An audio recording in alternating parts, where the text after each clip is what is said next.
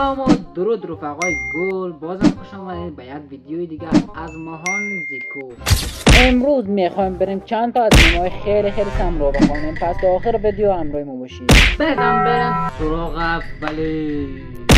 بابا چرا پول آب اینقدر زیاد میاد؟ من داخل حموم.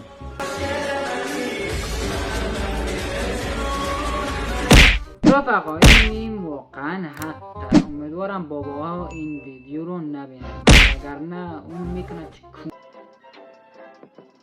البته شما رو نمیدونم ولی من که همینجوریم. خب بریم سراغ دومی. وقتی فهمیدی با رفیقت شوخی دستی میکنی، به جای اینکه ناراحت عصبی بشه خوشش میاد. رفقا این خیلی سم بود. نمیدونم چجوری بهتون توضیح بدم که یعنی چی. فکر کنم خودتون فهمیده بودید. بریم سراغ سومی. موقعیت: کارمندای مخابرات بعد اینکه مامانم و خالم تلفن رو قطع کردن،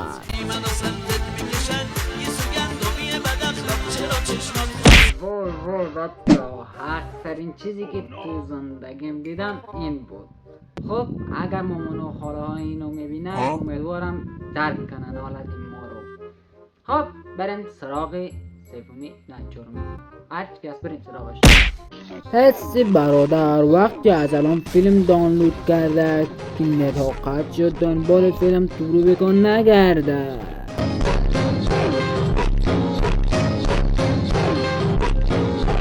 این برای عده از مجروحین صدق میکنن، ولی چی ربطی با عالم داشت؟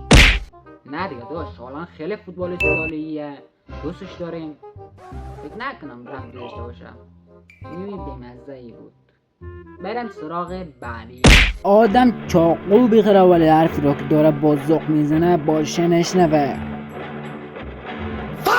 این دیگه واقعا حقه، چون خودم تجربه دارم. اگه شما هم تجربه دارین در کامنت بنویسید. پارتی بعدی رو اگه خواستین باز هم در کامنت بنویسین.